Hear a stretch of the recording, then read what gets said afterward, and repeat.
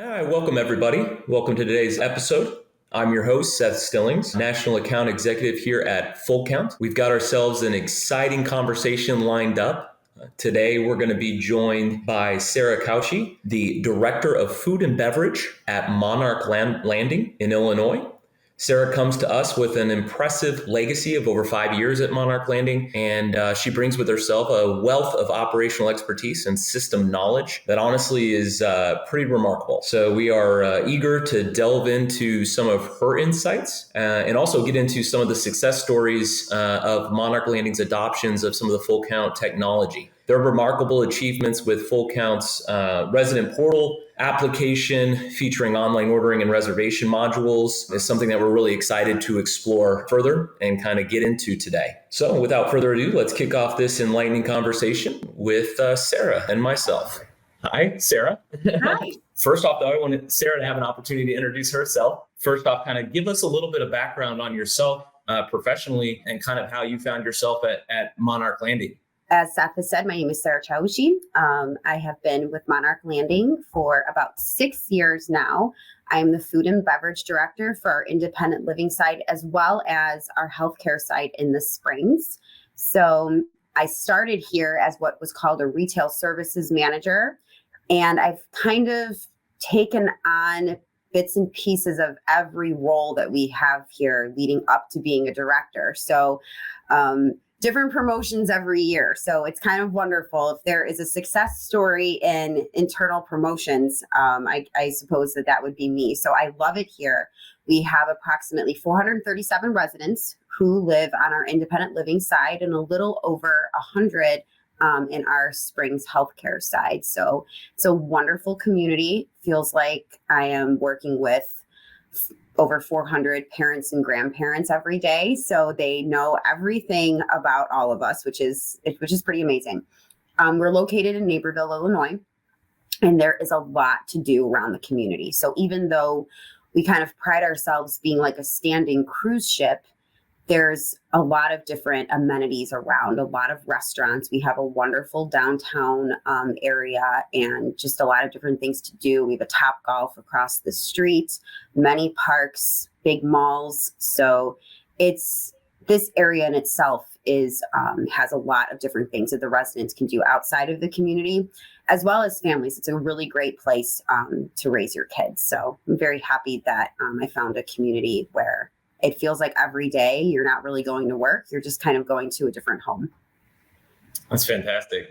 I know Naperville, I've been there a couple of different times, and just honestly, it's very idyllic in my mind. You have the Riverwalk area downtown. You have all the different amenities around that, I don't think a lot of folks, even in the Midwest can brag about. So I think Monarch Landing is very lucky to have a bunch of those places readily available to residents and staff. Right? Yeah. And it's fun for us too. We'll leave work sometimes and, a group of us will go to different places. And I live pretty close to the area. I'm located in Plainfield, which is basically I'm on the border of Plainfield and Naperville. So I kind of have the best of both worlds, and I love it out here. Fantastic. And I bet the residents probably love it too. They do. They have a lot of fun. They have a lot of fun in the community as well as outside the community. So they have a lot that can be offered to them. That's great. I'm taken back to your role and your many hats, which I think if anybody's familiar with senior living in general, probably can probably know what that feels like. Yeah. On your daily, you kind of sometimes get dragged into other things, but that's just part of living in that community and working for that community, right? And also when you're in hospitality, I feel like you kind of love, I call it an organized chaos. I love just being in the action of different things and getting to learn different things. And I mean, I've been working up front with the servers and in different venues. We've opened many venues. And then I've also been in the back trying to grill a salmon, so am I the best cook? Absolutely not. But will I jump into the action and try to help or make a mess? Absolutely do that too. But it's all high fives at the end of the day. So it's a lot of fun. And what you're describing there really is family, right? Because that's exactly what happens at home when you're hosting a bunch of your extended family. Everybody, kind of jumps in and gets the job done, right? Oh yeah. Oh, totally. Except, and I always laugh about it because people assume that my husband and I can throw the best parties because we both have very similar roles, just at different communities. But I feel like sometimes I throw much better parties here than I do at home. It's almost like once I get home, I'm just like, oh, but I just did this. Like, I almost want to like hire a caterer or something so that I don't have to do it. But we do. We love to throw a good party. And here the residents love a good party. So Absolutely. Well, I think that's kind of a good segue into talking a little bit more about the dining program that you guys have at Monarch Landing and the way that you guys currently structure your dining program. Can you talk a little bit about your different dining departments or amenities, and then kind of break that down, what that looks like operationally? So we have a few different venues, two of which are seasonal.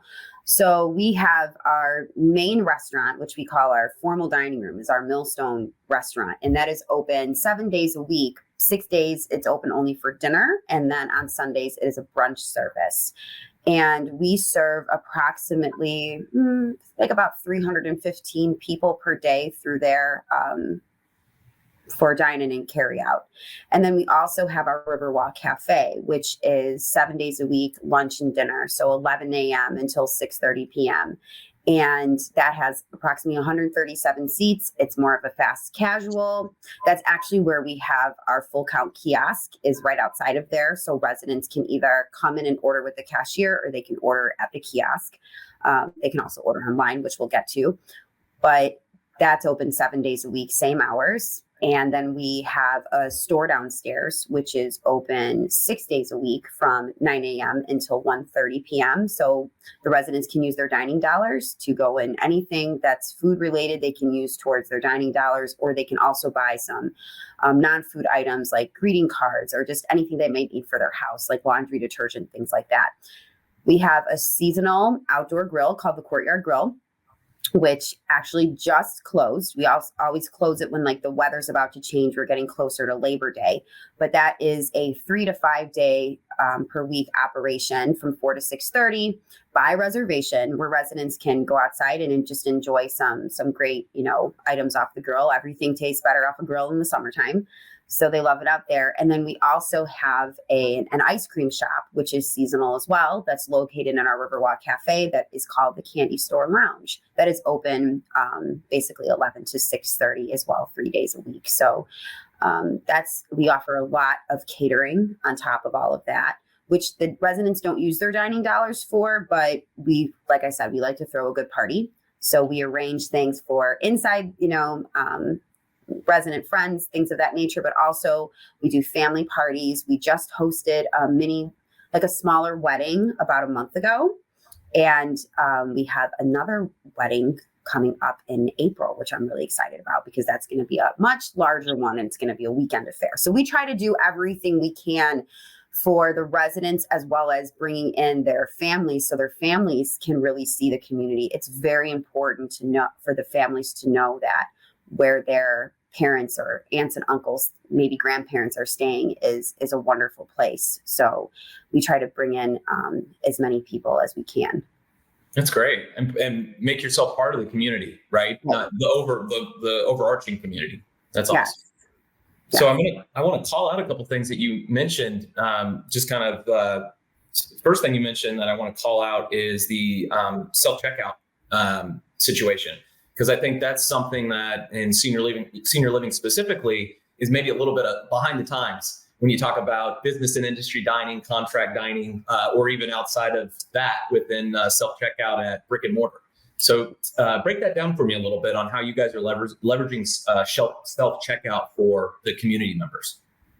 So we have our kiosk that is located right outside of the Riverwalk Cafe. And I actually would like to get another one that we can have outside the Millstone. And I have many conversations and I feel like different things that I would like to see added to that, as well. Like not just for it to be a self-checkout, but wouldn't it be so cool if that was also a place where a resident can stop by and make a quick reservation, things like that nature. But I've really liked having it there because the way that our cafe is set up is that we do have 2 registers that they can go and speak with a cashier and order their food there. And then they sit down and then we bring the food to them.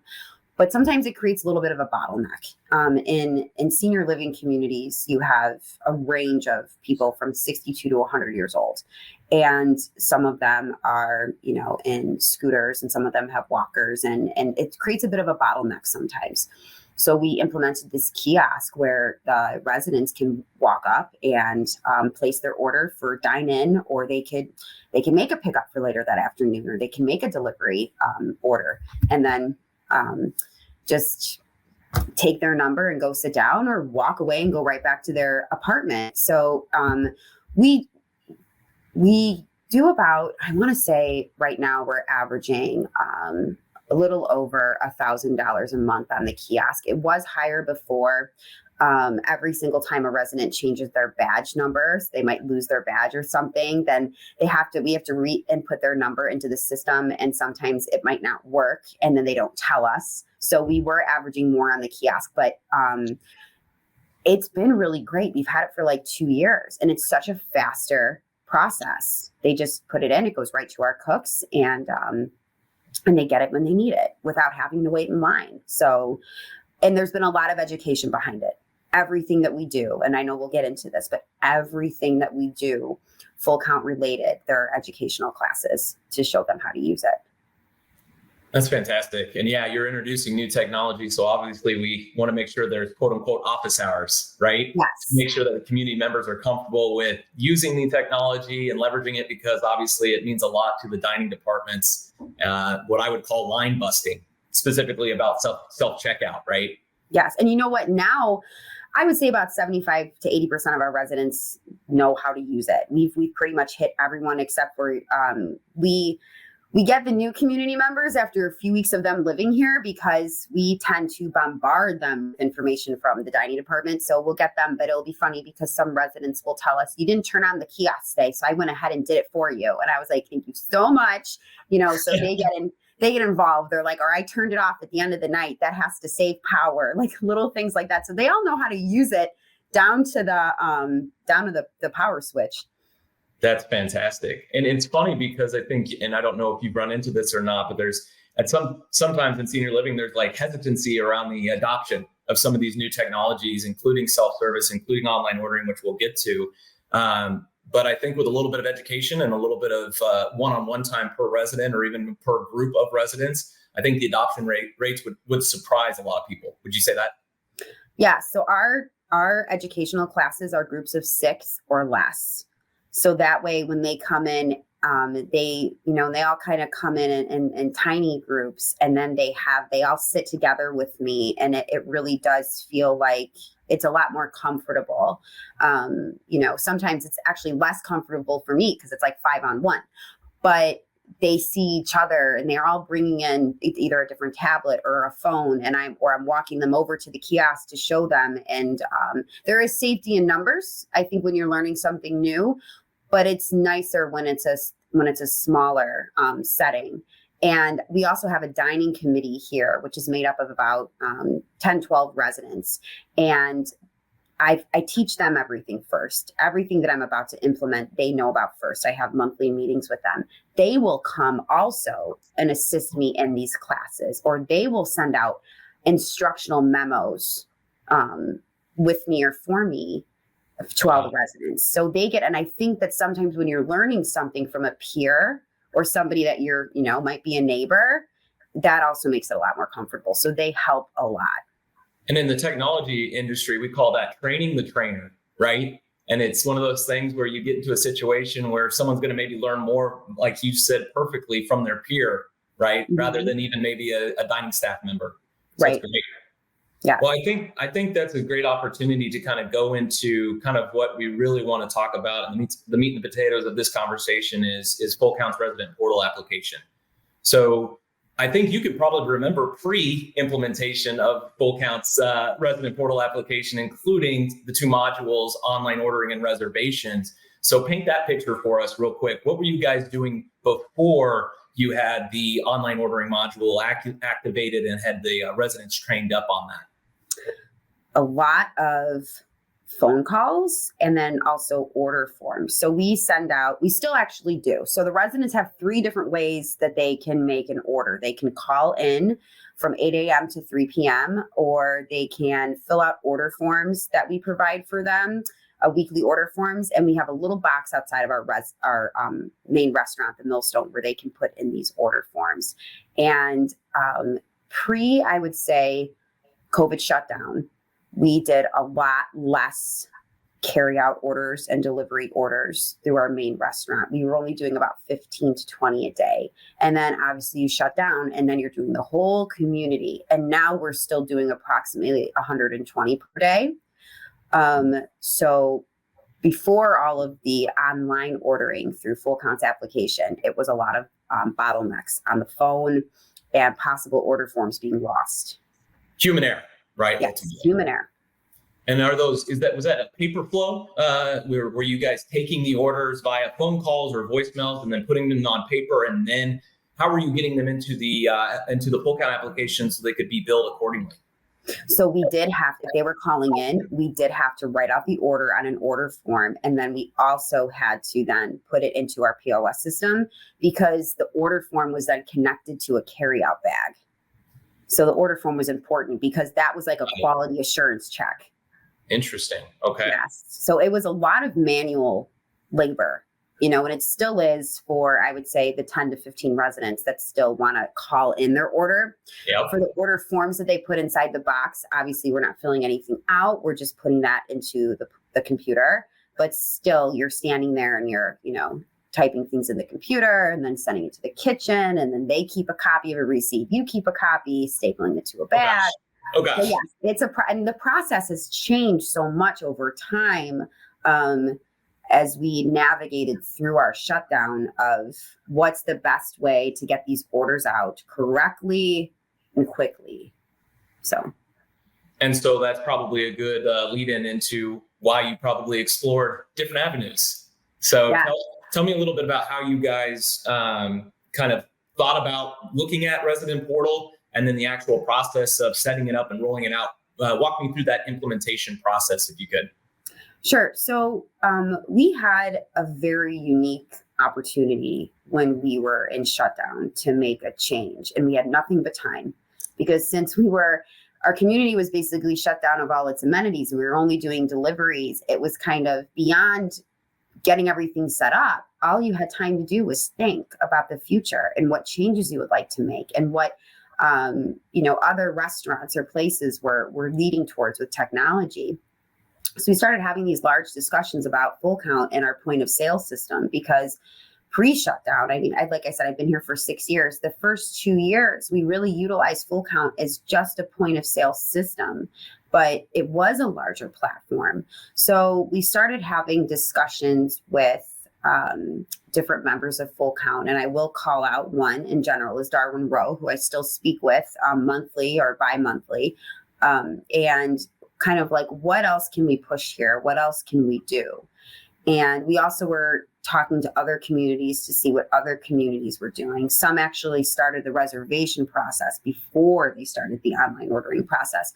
So it was a lot of, I would say, back and forth conversations with both sides of what can we do here to make this daily ordering a little bit quicker. Even if we could get 40 to 70 residents to use it daily, that's still better than, nothing. So we had the time to really explore this and to work out all the kinks.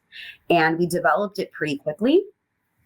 And it was also, like I said, with a lot of educational classes. And I made a vast booklet that I think I was in paper jail for a little while here, but I put one into every single resident's mailbox, a how-to booklet, as well as for all of our educational classes to teach them how to use the online ordering system. But like I said, it was a unique opportunity. We had time. Sometimes the best time to make a change is when we're all doing it together. It's new to everyone. So that was really where it came from. And we started the online ordering before we started the reservations. Got it. So I would say, in what ways could you break down how that online ordering process, even though obviously you haven't captured the whole population, and we all, understand, as residents, some residents they are traditionalists, and they're not going to move forward in the direction that we may want to direct them to. So obviously you still allow folks to be able to make those online orders in the former way that you were, taking them.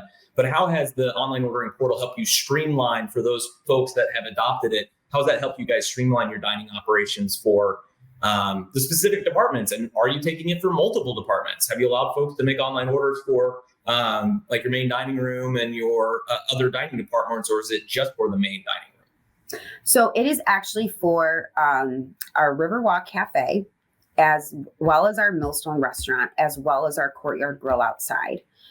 As well as actually the ice cream shop. So it's for those 4 amenities. Great.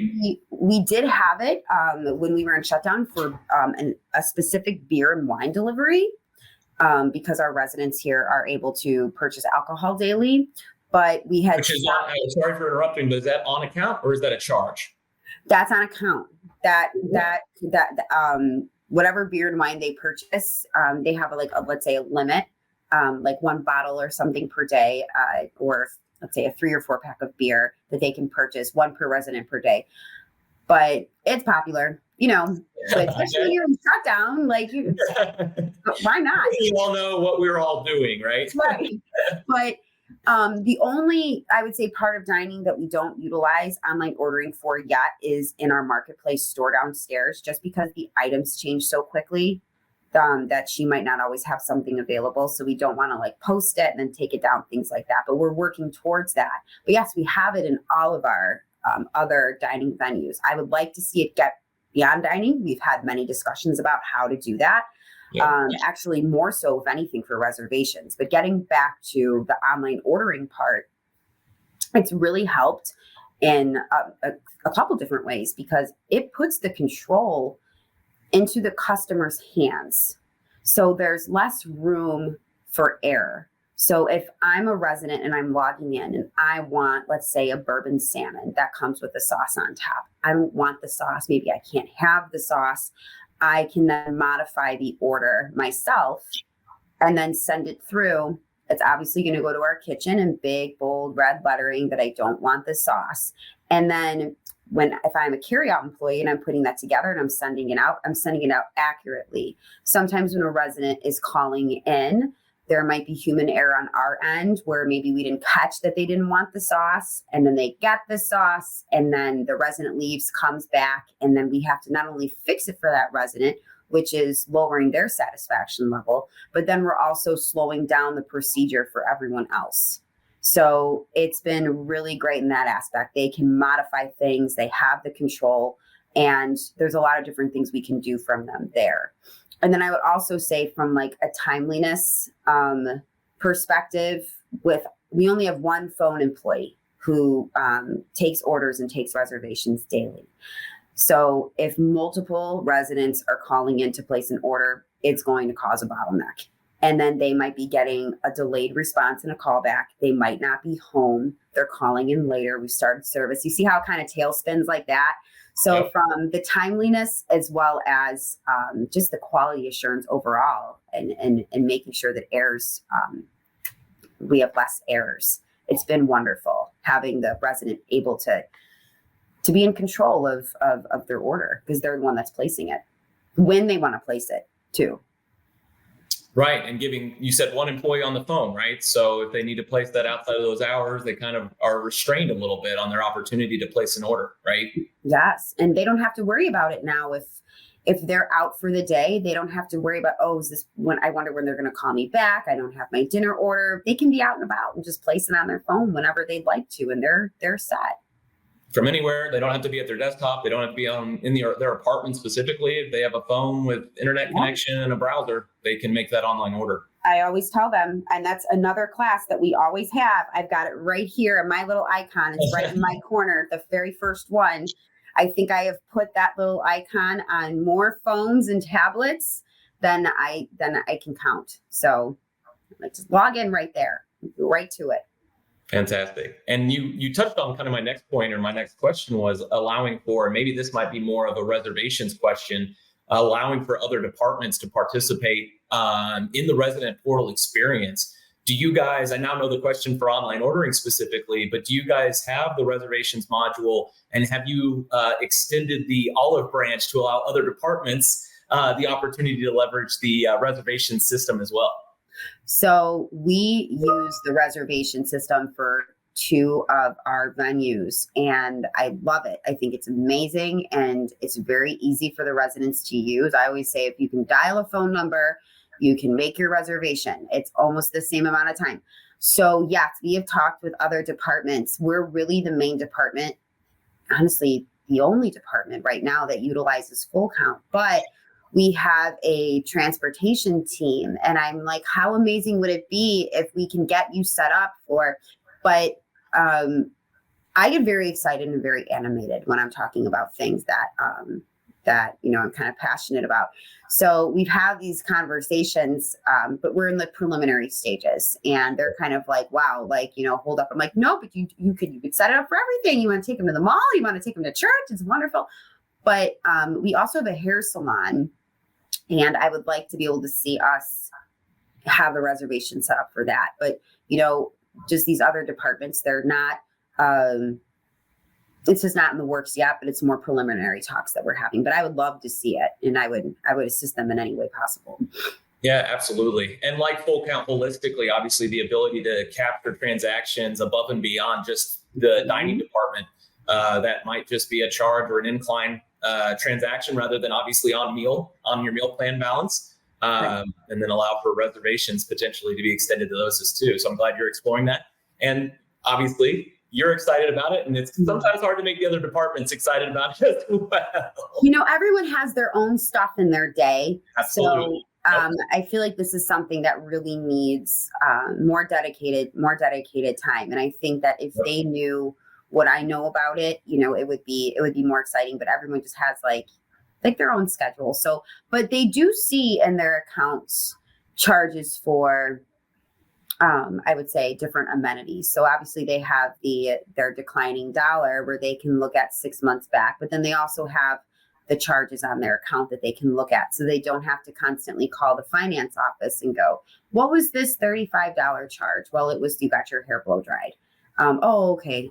Now they can see that on the portal, which is awesome. And that's another thing that I'm trying to get the other departments to understand is, look where their charges show up. This is actually amazing. So there's so much more they can do with it. That's fantastic. The other kind of question I had on the online ordering and the reservation side, if you had noticed, and we've kind of talked about this a little bit, but if you had noticed any specific trends on the actual implementation process or post-implementation process when you were rolling it out for residents, I think we've talked about that a little bit on maybe some hesitancy or some resistance from a portion of the population. But have you noticed any trends overall when you've rolled out the modules or resident portal holistically? So when we first rolled it out, we actually had a lot more residents than what I would have expected that were excited to sign up for classes. I actually had, I think I did like 16 classes to start, and almost all of them were full. I had a lot of repeat residents come in that just wanted to make sure that they understood what was going on. But the actual usage of online ordering was not as high as what I would have liked it compared to all the people that came to the class. So I was like, I had over 100 people come to this class, but only about 20 to 30 people are actually using online ordering.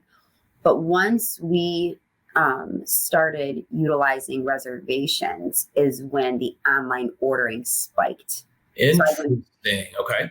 Because they learned something else. And honestly, there is less steps to learning how to use the reservation system than there is the online ordering. And we started with online ordering. So we technically started with something a little bit more difficult. There's a lot more things to click, submit, just checking, what it is that they're ordering. Then they had a lot of questions. Where's my receipt going? How do I get a paper receipt? What do you mean I don't need a paper receipt?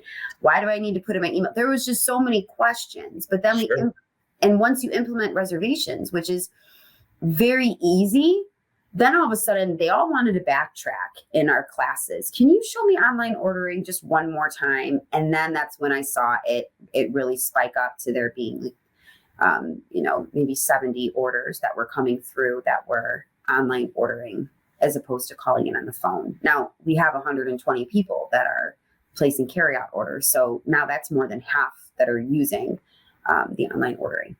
Who previously were calling down, right? That was the only other option before resident portal and online ordering. They were contacting the dining department, either potentially in person or making a phone call, right? Yes. Got it.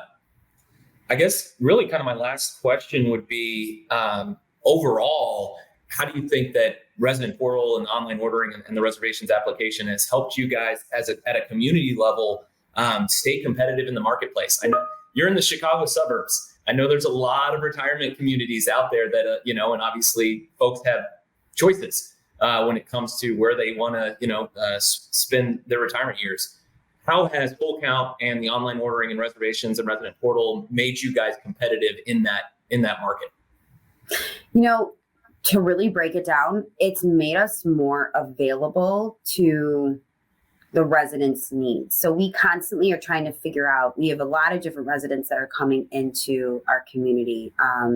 And some of them are very tech savvy, some might not be. So we keep trying to learn and we keep trying to utilize some of the things that they know as well, their comments, their concerns to push us further. We all go to restaurants now where you can scan a QR code. So, order in many different ways. So I try and my team tries to really get, we have a lot of meetings with the residents and we go, what is it that you like or what is it that you would like to see? And then we try to adapt that into our system. But then we also have the old ways of doing things. So we're kind of like, we have all this modern technology and then we have, the old ways of doing things for everyone else. So it makes us very much like accessible to everyone's needs. But what I would like to see is, from a timeliness perspective, I would like to see us push a little bit further and have a little bit more. We have another application that we use, Touchtown. So now when residents want to make comments, they scan in our restaurants a QR code. So we're like slowly pushing a little bit more technology in. And I just think it's a wonderful thing to be able to want to do more, to reach more people, to make it easier for them, their day to day. They see our department the most, but they shouldn't have to be waiting on our department. They have a 5:45 reservation. They go ahead and they make it. They're all checked in at 5:45. It's easier.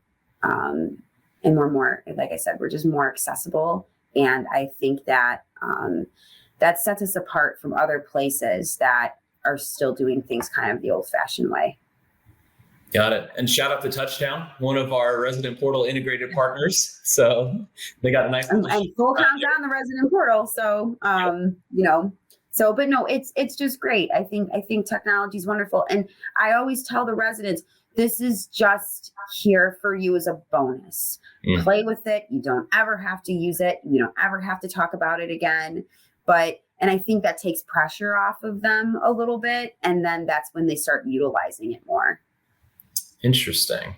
And folks coming in, are they asking for this kind of stuff? Do you see, some of those older boomers, I think, are getting there, right? Getting to that situation. Do you see them coming into the communities and asking for this kind of technology or looking or maybe even expecting it? I honestly expecting it would probably be a really great way of putting things because you see it everywhere in some way, shape, or form. And I think that there's a little bit of both. Like they're interested and they're also kind of expectant on that we are going to be a little bit forward in our way of doing things. We have Alexa, what's for dinner tonight? Like we have that set up. We have these robotic vacuums that are going around the community. I have a robotic, Servi is like our one of our robotic servers. We're working on robotic dishwashers right now. So we have all these things. And I think that other communities probably have them too, but I think it's the passion that we have for it that really, when residents are coming in, they're like, oh, do you have maybe they're thinking we have one or two things. The expectation is that technology wise, we have a couple of things, because it's not what you would expect in a retirement, like a senior living community, that you would have all this stuff. But we have always a lot more than what they expected we do. Got it. Sounds like Monarch Landing's pushing the envelope a little bit. We are a center of excellence. So we kind of say yes to everything and just see how it goes. Or at least from the director level, when they come in and when our corporate comes in and they're like, it would be really nice to see if you can do something like this. A lot of us are the first to volunteer and say, oh, we'll try it. Let's give it a try. Let's see what happens. Why not? I mean, everything gives you a chance to learn something and get better for yourself and your team, and these teachable moments of all these different things we could learn. Like I said, when I came in, we used FullCount as a point of sale system. And now I'm very invested in seeing how we can develop more in our community and different things we can do, and constantly trying to add things to the list of what it is to push ourselves further. Our residents deserve that. It's another way to satisfy them. That's awesome. Sarah, thank you so much just for spending the time. Yeah. Obviously, I think the listeners can understand why we reached out to Sarah specifically, because just your breadth of knowledge, and then obviously your adoption of different things like FullCount and as well as other technologies. So we just genuinely appreciate your time. If anybody wants to learn more about Monarch Landing specifically, how would you tell folks to find out more about Monarch Landing specifically? So you could go to, and I believe that it is, the website for Monarch Landing is welcome to monarchlanding.com. And you can find all of our information there. And it's a wonderful community. Can't say enough about it, and can't say enough about people that I work with, as well as the community members that we have here. It's a wonderful place to be. A lot of our, I've been to a few LCS properties. I love all of them, but it's a really great company to work for. Shout out to Life Care Services, obviously a really big partner of FullCount, and we appreciate the partnership not only with Monarch Landing, but obviously with LCS holistically. So, Sarah, again, thank you so much for your time. I genuinely appreciate it, and I think I got a lot out of it, and I know the listeners probably will too. So thank you so much. Thank you. Thank you for your time. Yep. Take care. And that wraps up today's episode. Just a fantastic exploration of some of the technology's impacts on hospitality industry, including at Monarch Landing, and obviously with a focus on some of the things that FullCount offers. I want to thank Sarah for sharing her valuable insights and experiences with us. The accomplishments of Monarch Landing's integrations on the FullCount resident portal with online ordering and reservations honestly truly showcase the transformative potential of such innovations. If anybody listening, if you guys are eager to discover more about the platform, be sure to visit our website, www.fullcount.net, www.fullcount.net. And we would love to hear from you. So reach out via the website. There's a web form that you can fill out, and one of us from the FullCount team will reach out and make contact and hopefully start a conversation. So we appreciate you listening and look forward to the next episode.